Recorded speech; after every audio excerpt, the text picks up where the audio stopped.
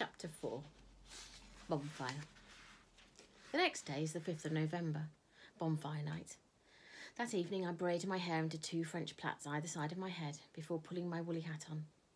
I promise I'll be warm enough, says Bryn from the living area, arguing with Mum. You don't have enough layers, says Mum. You need to wear your raincoat over the top of it. I step outside.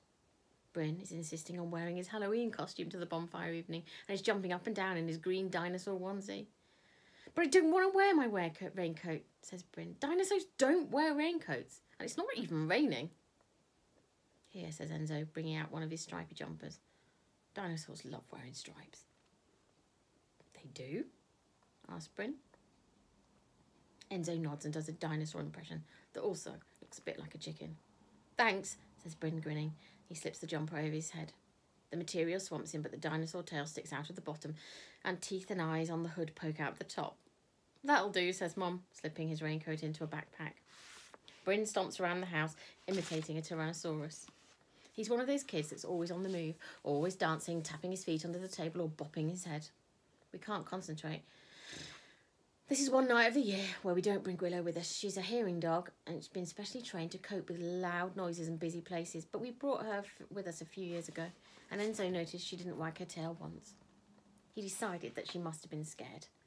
I pat her head as I leave and whisper, we'll be back soon. We arrive at the bonfire as the sun sets.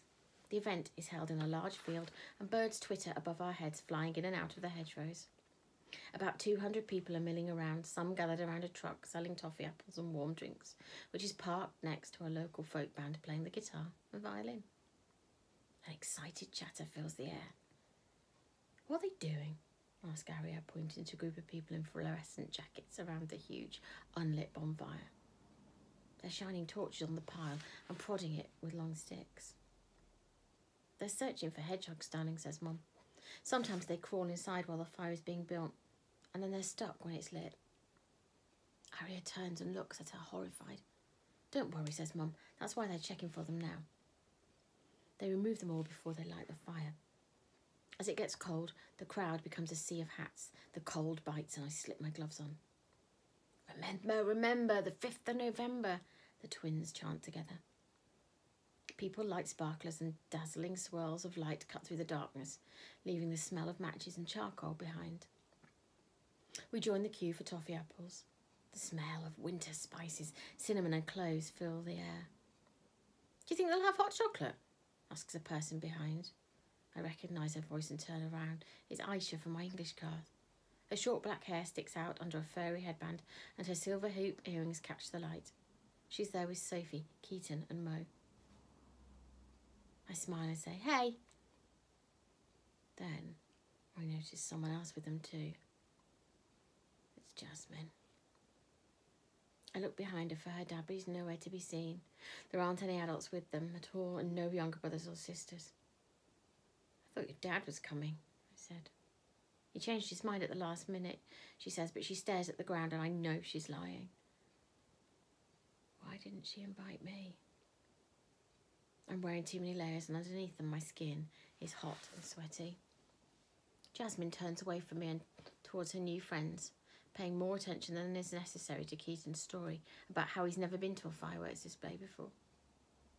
Aria needs the toilet, says Mum. I'll take her, I say quickly, desperate to be anywhere but here. You get the drinks. I grip Aria's hand as we wind through the crowd to the toilets. My skin crawls as I think about what's happening back in the queue. I wonder if they've seen Bryn's weird outfit and are laughing at him. Did Jasmine tell them I wanted to come tonight and told her not to invite me? Or did she not mention me at all? Aria disappears inside the cubicle and I wrap my arms around myself while I wait for her, feeling sick to my stomach. Can we go to the sparklers now? asked Aria. No, I snap. She scowls at me. It's not her fault, I remind myself. I'm sorry, I say, softening my voice. Maybe in a minute. We'll have to wait for Mum here. After a few minutes, Mum, Enzo and Bryn hurry over, balancing paper cups of hot apple juice in their hands. Aria takes her cup from Enzo and drinks it quickly, smacking her lips. She hands Mum her empty cup and takes Bryn's hand as they skip ahead.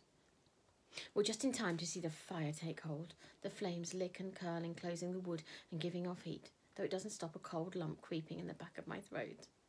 I bite back tears. Jasmine was all I had at school, and now I don't even have her. Fireworks! It's time for fireworks! Shrieks Harrier. The first one explodes in the night sky like a rocket, showering us with gold. The crowd oohs and ahs. Bryn holds my hand and smiles at me. I try to smile back.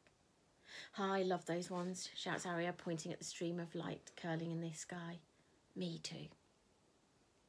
Across the other side of the fire, illuminated by the flames, I spot Jasmine and the others laughing and joking together. Jasmine has her arm linked through Sophie's. My heart fills with sadness watching them. I shake my head and pull my eyes away, back towards the glittering lights.